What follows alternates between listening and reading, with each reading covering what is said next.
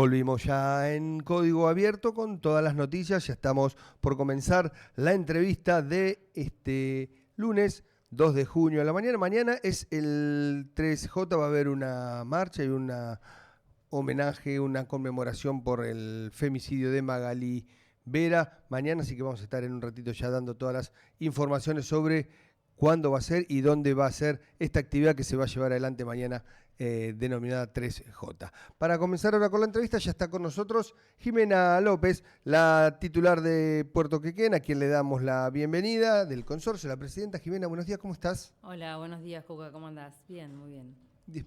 Bueno, Jimena, el 3J justo lo estaba Sí, nombrando. Bueno, vos, ¿qué significa, digamos? ¿Qué importancia tiene hoy, en este junio, en este 2025, esta actividad, con aparte el recordatorio de este hecho que ocurrió hace poquito tiempo?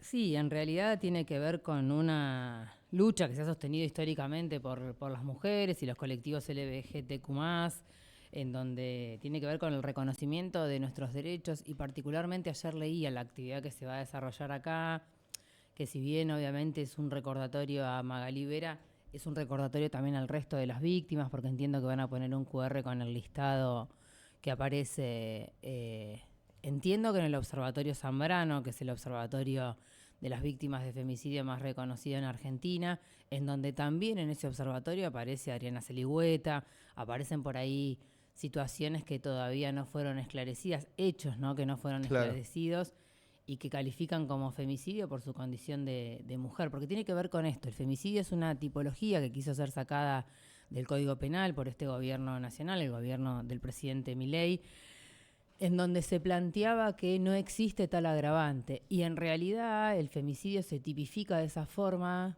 por considerarse que nuestra condición de mujer hace que nos asesinen de otra manera, en lo que en algún claro, momento los medios decían crímenes pasionales, porque generalmente quienes nos asesinan son cercanos a nuestro círculo inmediato, familiar, o han tenido algún tipo de vinculación con nosotras. Se crea la figura del femicidio como un agravante en el Código Penal. Eh, no es más ni menos que una forma en algún punto de una justicia reparatoria, en donde miles y claro. miles de mujeres habían sido asesinadas en manos de sus parejas. Quien inicia esta cuestión de pensar el femicidio fue el caso Alicia Muñiz, en la manos de De Monzón, Monzón, cuando la asesina, década del la tira 80. del balcón ya muerta. Eh, y me parece que es necesario este tipo de actividades como una forma de, en principio, no olvidarnos de las víctimas, de sus familias, de sus hijos e hijas Claro. que siguen vivos y que atraviesan generalmente un proceso muy complejo, porque vos pensás que sale el padre muchas veces a hablar desde la cárcel. Yo creo que eso no tendría que ser permitido. Me parece que, si bien hay que siempre guardar las garantías del proceso, el victimario es victimario. Está Y teniendo contactos con gente porque lo están denunciando por amenazar a personas sí, directamente. tal cual. Y me parece que nos siguen faltando muchos dispositivos. También hay que actuar no solamente cuando ya el hecho sucedió, como es obviamente un femicidio que nos duele como comunidad, a mí particularmente como feminista, y me parece que hay que trabajar preventivamente desde la ESI con el tema de los noviazgos violentos. La violencia no inicia de un día para el otro. Claro. Hay toda una escalera que va subiendo los niveles de conflictividad y el nivel de agresión justamente del agresor hacia la víctima. Y me parece que es fundamental justamente trabajar y desnaturalizar modelos de vínculos aprendidos, en donde el hombre podía usar como si fuese una propiedad a su pareja y eso habilitaba a que hiciera lo que le pareciera. Y de hecho, lo poco que leí, yo no quiero faltarle el respeto a la familia de Magalí, pero Magalí nunca había contado que vivía situaciones Claro, de violencia. Es muy complejo poder denunciar la seguro. violencia. Y nosotras seguimos como sintiendo mucha vergüenza porque por abajo sigue subyaciendo el tema de, bueno, algo habrán hecho para que pasen estas cosas.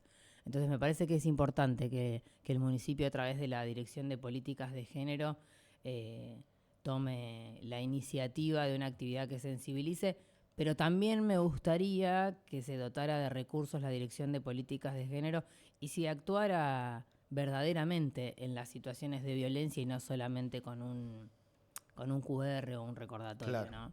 Exacto, 10 puntos. Jimena, volviendo a tu tarea y yendo ya a la tarea como titular del Consorcio de Gestión de Puerto Quequén, recibiste a los integrantes del Centro de Navegación de Sí, Argentina.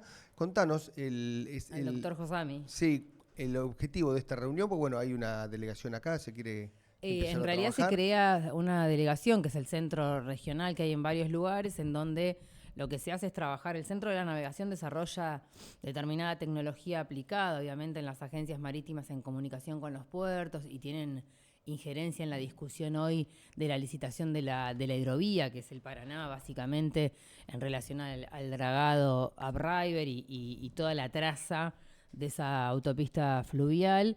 Vino Alfonso Josami, que es quien preside la Cámara de la Navegación, a trabajar específicamente con las agencias marítimas, a tener presencia, a ver cómo podemos mejorar en algún punto toda la parte de tecnologías en relación a los datos que aportan las agencias marítimas y nosotros que somos los receptores desde el área operativa, que me parece que ahí falta un salto de calidad y la idea es quedamos en un trabajo en donde las agencias aporten cuáles son las necesidades puntuales para que nosotros pongamos en funcionamiento el sistema con soporte o parte del soporte que utiliza la Cámara de la Navegación.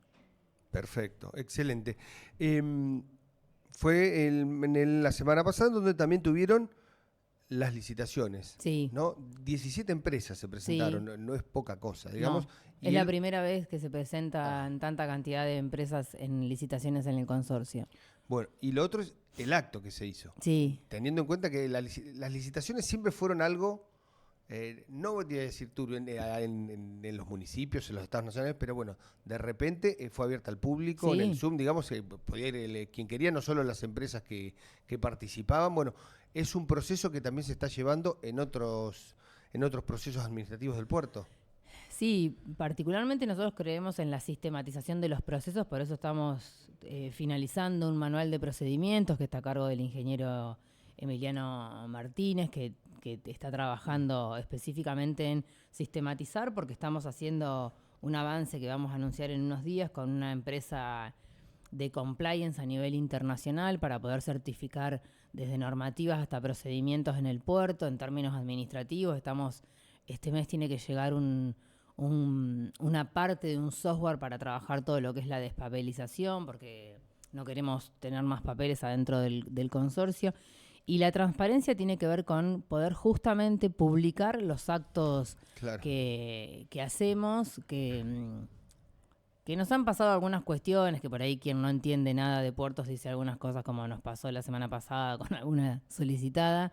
Sí, Pero los procesos de transparencia tienen que ver con esto. Nosotros hacemos toda una publicación como si fuésemos un órgano público en esa parte, convengamos que somos un organismo público-privado, entonces hay partes que tomamos del Estado y partes como son nuestro régimen laboral, que es bien privado, entonces hicimos la estructura de una licitación que saliera en el diario, que fuera convocante, con invitaciones, con pliegos en la compra de los pliegos, con disponibilidad. Bueno, después va a pasar un criterio de selección o podemos declarar la vacancia si no nos terminan de cerrar los servicios. Me parece que también hay que entender que el proceso de selección pasa por tres manos, que tiene que ver con una gerencia contable, una gerencia bien. administrativa y los abogados y asesores legales del consorcio específicamente. Y a su vez, bueno, el directorio, que es quien autoriza determinados procedimientos administrativos. Pero sí, inclusive yo pensé que hace un año y medio que estoy, pero quienes estaban conmigo sentados en ese escritorio, algunos más de 18 años que están, y decían que es la primera vez que ven una presentación de licitaciones con tantas empresas, con empresas que vinieron de afuera. Bueno, nosotros hicimos toda una publicidad de los actos que nos parece importante de cara a la comunidad también, porque si no siempre la idea es que el puerto no deja nada, no hace nada, no Claro. hace esto, y hay toda una estructura reglamentaria del famoso compre local, de transparencia, que me parece que había que ponerlo en ejercicio. Perfecto, excelente.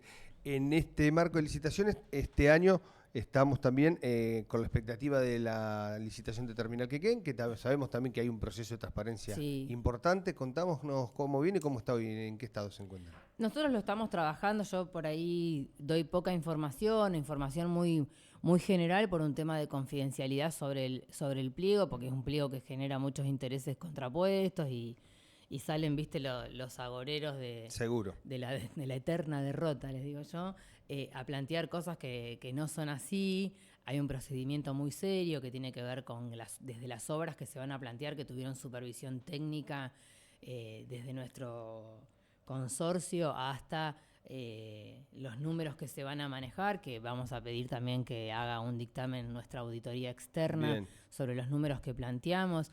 Hay cosas que son muy como de quirófano, digo yo, y hay que tener mucha responsabilidad, porque aparte hay una realidad, hay 8 personas más, que son 8 directores que representan diferentes sectores, que yo también tengo la obligación en algún punto de cuidar de ciertos ataques externos, porque están representando diferentes cámaras y fueron elegidos por el voto de esas cámaras, ¿viste? Más allá de las quejas que después aparecen, decir, bueno, pero vos tenés un representante que elegiste Sí. vos, no lo senté yo en esta mesa. Pero sí es un proceso que tiene su complejidad, no por los tecnicismos, que son muchísimos, Muchos, claro. sí, muchísimos, sino porque tienen mucha mirada externa de ataque, entonces hay que Claro. tener mucho cuidado. Hace 4 años que están esperando esta licitación en términos formales y haría más de 6 que podría haber ya estado Hecha. sí, Perfecto. sí, tal cual. Excelente. Me quedó algo que me contabas antes de la hidrovía. Sí. ¿Puede tener alguna implicancia con Puerto Quequén esa licitación? Te lo pregunto por Sí. tu paso en la Secretaría de Sí. Transporte y ahora por estar al frente de Puerto Quequén, digamos. Sí, una de las cuestiones es que nosotros tenemos vinculación directa con lo que es el puerto de Rosario, porque hacemos el completamiento, el 70 y pico % de nuestros cereales son para completamiento de bodega. Ah, Entonces hay una relación directa, y de hecho cuando ellos tienen bajante en el Paraná, nosotros aumentamos la cantidad de buques y la cantidad de toneladas también. Hay una relación, no en sí con la licitación y la forma en que se va a hacer la licitación, pero sí con la operatoria que tienen los puertos de Rosario y de Upriver, porque baja directamente ese buque para acá. La idea es siempre ser puertos complementarios, aunque a veces nos pongamos más competitivos, pero sí, hay una relación. De hecho, es una licitación de las más grandes que tiene el Estado Nacional. Ajá. Y quedó vacante por denuncias cruzadas entre Sí. los dragadores.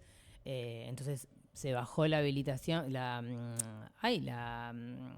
licitación para volver a poner un nuevo pliego en consideración, porque de verdad en los negocios en donde hay intereses millonarios suelen pasar estas cosas. Es parte de los procesos. A ver, se manejan mucho Claro. dinero en estas negociaciones de dragado, de licitaciones. Convengamos que no hay una sola dragadora, entonces me parece que si ellos están dificultados con el dragado, nosotros tranquilamente podríamos tener dificultades con la licitación de terminal, pero son dificultades que se van subsanando a medida que también va pasando el tiempo y se van poniendo de acuerdo en Claro. algún punto los actores, Los actores. del sector, y si no se ponen de acuerdo se cruzan denuncias siempre hasta que se tranquiliza todo. Yo ya lo vi muchas veces en el Ministerio de Transporte. Lo que pasa que a veces quienes no entienden determinados procesos siempre le ponen como un marco de emergencia o de terrorismo, digo yo, y en realidad cuando hay negocios de muchos miles de dólares es esperable que haya muchas tensiones también. Perfecto. Ahora cambiando de tema y hablando de tensiones, en Unión por la Patria, en parte de Unión por la Patria, hay miradas disímiles, digamos, lo Sí. que es el kirchnerismo puro, lo que es el axelismo. Axel hizo su presentación Sí. el pasado sábado. Bueno, está el Frente Renovador también, que hoy es el que con más insistencia pide unidad, digamos, para llegar a las elecciones del 7 de septiembre. Bueno, ¿qué tenés novedades? ¿Cómo viene todo este armado, digamos, que estamos ya a un mes de la presentación de los frentes? De la presentación de las alianzas. Yo creo que el acto de Axel tuvo que ver con marcar públicamente a ver, la cuestión de la conducción. Creo que, a ver, no deja de ser un gobernador elegido por segunda vez en su mandato, y en algún punto tiene que mostrar hacia el afuera la fuerza que puede tener hacia el adentro. Entonces, me parece que es parte de una negociación tripartita que se está llevando a cabo. entiendo que se juntaban los tres el fin de semana posterior a la presentación de Movimiento al Bien. Futuro. Todos y todas estamos expectantes porque obviamente las líneas son bastante verticales, entonces se ordena de arriba hacia abajo, más allá después de las cuestiones propias de cada territorio. Yo creo que con el devenir de esta semana van a haber algunas novedades específicas. Yo el otro día escuchaba una nota de Carly Bianco que hablaba del tema de que está cansado de las internas. Bueno, no decía cansado, pero Podrido, decía. podrido decía. De las internas, que creo que es un sentir que nos atraviesa a quienes formamos parte de Unión por la Patria, porque me parece que si algo tenemos en claro es que el adversario acá es Milei con su lógica por ahí de Estado mínimo. Pero bueno, por algo no pueden sobrevolar algunas cuestiones y seguimos en el barro de discusiones a un mes justamente de formalizar las alianzas. Seguro. Hablaste de estado mínimo. ¿Se están empezando a notar mucho ese estado Sí. mínimo hoy en las calles, en Necochea? Sí. A mí igual... A mí me preocupa más, me preocupa mucho la lógica del gobierno nacional en esto del Estado mínimo. Pero más me preocupa que la gente crea que el Estado no tiene obligación y entremos en una lógica casi de caridad para tramitar un medicamento Claro. o un traslado o la rifa para comprar, y eso sirve un rato. Entonces Sí. hay una cuestión de, si se quiere, de educación cívica que nos atraviesa, que me parece que hay que replantear en la formación ciudadana, en esto de no poder poner la queja en quien corresponda. Si vos tenés HIV, una rifa claramente no te va a comprar la medicación, lo tiene que hacer el programa Claro. para pacientes con HIV del gobierno nacional, y me parece que hay algo ahí que... Yo siempre vuelvo a la crítica, a la autocrítica, ¿no? Que hicimos muy mal, que me preocupa que la ciudadanía no se queje. Sí. Me preocupa muchísimo. No la se ve hoy ciudadanía no se reclamos en queje. las calles. No. No, cuando vos me decís, vos lo sentís en la calle, si yo puedo ensayar una respuesta muy política y hacer Sí. un zarararara. Yo no soy así, por más de que lo sé hacer. Yo no veo la gente atestada en los lugares quejándose de lo que no recibe, de lo que no le llega. Y lo veo también en el puerto cuando recibimos pedidos que nada podríamos hacer desde un consorcio del puerto Quequén. Claro. Inclusive me llegan todos los días infinidad de pedidos de trabajo, que yo seguramente creo que mucha de la gente que está en esta condición también lo votó a Milei. Y no estoy diciendo, porque lo votaste mereces estar sin trabajo, lejos de decir algo de esa brutalidad, sino simplemente en que como que no hay una relación entre lo que está pasando y el sentir de la ciudadanía. No percibo que la gente se queje del gobierno nacional a viva voz. Al menos, y no es que, ay no, porque vos andás en otro sector. Yo justamente ando en un sector que es bastante contrario al gobierno nacional y tampoco. Claro. Cosas que se ven y que a veces, viste, llaman la atención. A mí me preocupa muchísimo. Yo soy de la idea que tiene que volver educación cívica a los colegios. A los colegios, sin duda. Sin duda. Yo entiendo construcción ciudadana, no, pero yo quiero educación cívica. Yo quiero que un nene de 16 años me pueda decir claramente qué es un régimen democrático y qué diferencias tiene con los demás y cuáles son las obligaciones del Estado en relación a la salud, a la educación, a la promoción humana, al trabajo. Me parece, y no tiene que ver con una justicia social justicialista, si se quiere. Claro. Tiene que ver con poder entender en dónde reclamar qué cosa, algo tan básico como eso. Por eso cuando me preguntás cómo sentís la calle, y sí, yo me doy cuenta que falta plata, que falta laburo, que todo el mundo se queja de lo que paga de los servicios. Ahora, tampoco nadie relaciona que estamos subsidiando al grupo ABC1 de la escala salarial con todo lo que ha pasado a nivel nacional. Tampoco nadie habla de la timba financiera, que me parece que es tremendo en un país que no logró todavía los niveles de desarrollo industrialistas que se necesitan para considerarse país desarrollado, que seguimos exportando materia prima y demás. no veo que haya una relación de ese tipo. Entonces, más me preocupa lo que veo que lo que diga Milei, que me horroriza. O sea, imagínate los niveles que manejo de preocupación, porque a mí escucharlo al presidente en algunas cuestiones me parece del orden del horror, esa brutalidad con la que dice determinadas cosas. Exacto. Y lo último, Jimena, pasó la elección de la Ciudad de Buenos Aires, donde se nacionalizó, Sí. digamos, la campaña y más. ¿Qué crees que puede pasar el 7 de septiembre aquí en nuestra ciudad? ¿Se nacionalizará? ¿Se municipalizará la elección?